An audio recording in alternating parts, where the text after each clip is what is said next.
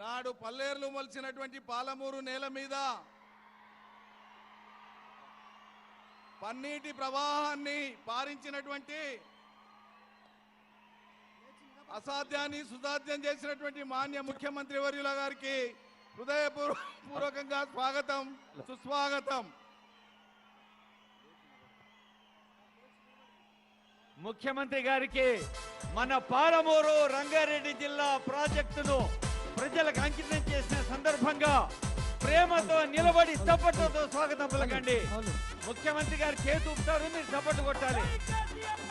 ఎవరి శ్వాస తెలంగాణ, ఎవరి ధ్యాస తెలంగాణ, ఎవరి మాట తెలంగాణ, ఎవరి బాట తెలంగాణ, ఎవరి ఆలోచన తెలంగాణ, ఎవరి ఆచరణ తెలంగాణ.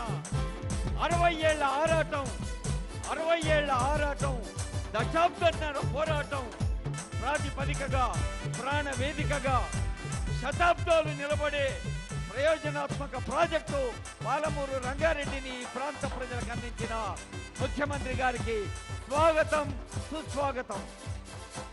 నార్లాపురంలో పొర్లి వారిన కృష్ణా నీళ్లు, ఇక అభివృద్ధి వేళ్ళు.